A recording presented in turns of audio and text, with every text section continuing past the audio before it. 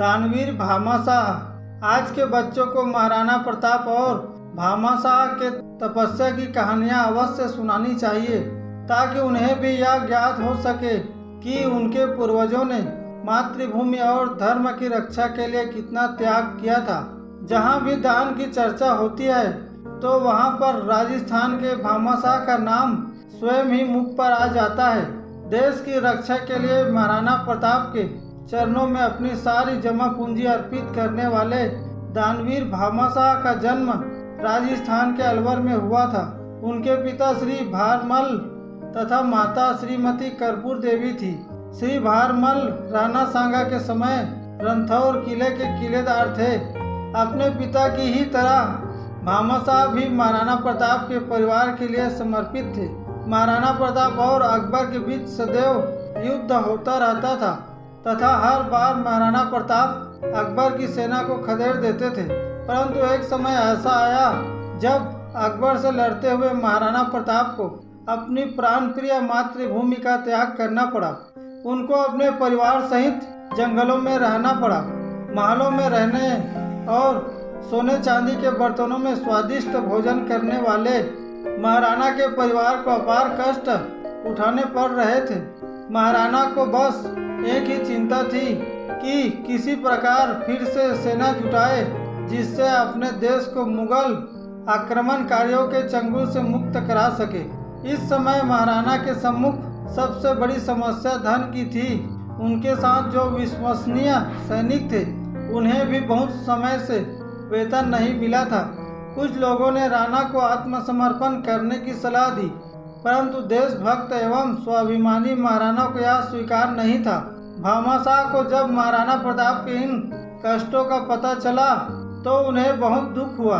उनके पास स्वयं का तथा पुरखों का कमाया हुआ अपार धन था। उन्होंने यह सब महाराणा के चरणों में अर्पित कर दिया। इतिहासकारों के बताए अनुसार उन्होंने 25 लाख रुपये तथा 20,000 स्वर्ण मुद्राएं राणा को समर्पित की थी। आज के समय से उन संपत्ति के मूल्यों का आकलन किया जाए तो उसका मूल्य हजारों गुना अधिक है। भामाशाह का त्याग देखकर महाराणा की आंखें नम हो गई और उन्होंने भामाशाह को गले से लगा लिया। राणा की पत्नी महारानी अजवांदे ने भामाशाह को पत्र लिखकर इस सहयोग के लिए कृतज्ञता व्यक्त की। उनके इस पत्र को पाते ही भामाशाह रानी जी के सम्मुख उपस्थित हो गए और नम्रता से कहा कि मैंने तो अपना कर्तव्य निभाया है। यह सब धन मैंने अपने देश से ही कमाया है। यदि यह देश की रक्षा में लग जाए तो यह मेरे और मेरे परिवार का अहोभाग्य ही होगा। महारानी भामाशाह के त्याग के सम्मुख सिर झुका दिए। जब अकबर को इस घटना की जानकारी मिली तो वह बहुत क्रोधित हो गया। वह सोच रहा था कि महाराणा प्रताप के पास धन का अभाव होने के कारण सेना को वेतन नहीं दे पाएंगे और सेना उन्हें छोड़कर चली जाएगी। सेना के अभाव में राणा प्रताप को उनके सामने झुकना ही पड़ेगा। परंतु अकबर ने जो सोचा था वैसा नहीं हुआ। इस धन से राणा को नई शक्ति मिल गई। अकबर ने क्रोधित होकर भामाशाह को पकड़ने का आदेश दिया। अकबर को उनके कई साथियों ने समझाया कि एक व्यापारी पर आक्रमण करना उसे शोभा नहीं देता। इस पर उसने भामाशाह को संदेश भेजा कि वह उसके दरबार में वह मनचाहा पद ले ले और राणा प्रताप को छोड़ दे। परंतु दानवीर भामाशाह ने यह प्रस्ताव ठुकरा दिया। इतना ही नहीं, उन्होंने अकबर से युद्ध की तैयारी भी कर ली। यह समाचार मिलने पर अकबर ने अपना विचार बदल दिया। भामाशाह से प्राप्त धन के सहयोग से महाराणा प्रताप ने एक नई सेना बनाकर अपने क्षेत्र को मुक्त करा लिया।